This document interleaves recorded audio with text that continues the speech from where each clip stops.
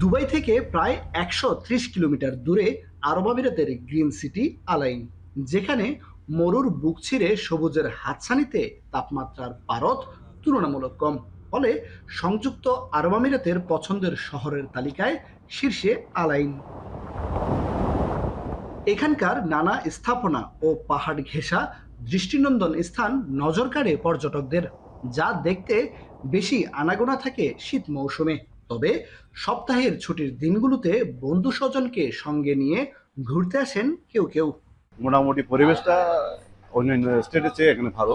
যদি বিষয়টা খোলা থাকতো আরো একটু ব্যবসা জমজমাট হতো।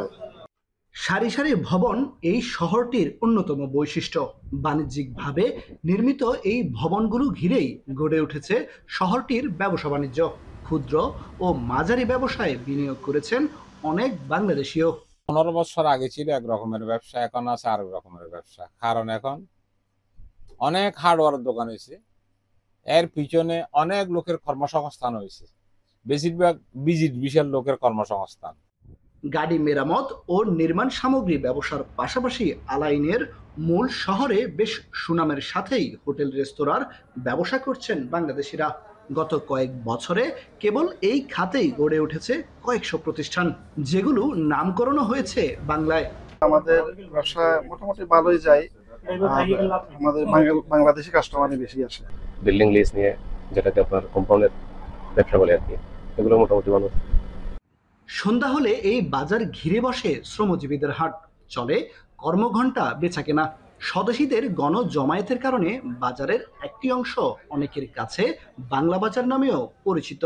এখান থেকে কাজকর্ম ঠিক করে সবাই বসে বন্ধুরা আড্ডা দেয়। প্রতি শুক্রবারে আসি, বন্ধু বান্ধবদের সাথে সবার সাথে দেখা সাক্ষাৎ হয়, কাজ করি। প্রাকৃতিক ও কৃত্রিম সৌন্দর্যে চোখ জুড়ানো এই শহরের উন্নয়ন হয়েছে ধীরে ধীরে।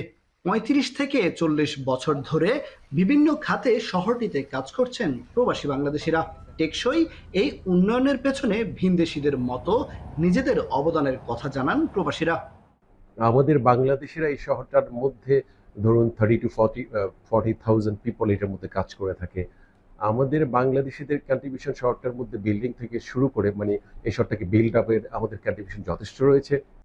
একদিকে তারা যেমন শহরটির উন্নয়নে অবদান রাখছেন, তেমনি দেশের অর্থনীতিতে সমান অবদান তাদের। দীর্ঘ এই যাত্রাপথে টেকসই উন্নয়নে যেমন এই শহরটি তুলে ধরা হয়েছে, তেমনি এই শহরে বসবাস করা প্রবাসী বাংলাদেশিরাও নিজেদেরকে মেলে ধরেছেন আপন আলোয়। কেউ হয়েছেন প্রতিষ্ঠিত ব্যবসায়ী, কেউ বা নিজ নিজ প্রতিষ্ঠানে হয়েছেন সফল। কামরুল হাসান জনি, এখন সংযুক্ত আরব আমিরাত। ২৫০টিরও বেশি ডিজাইন অপশন নিয়ে ওয়ালটন স্মার্ট ফ্রিজ, বোঝে আপনার প্রয়োজন।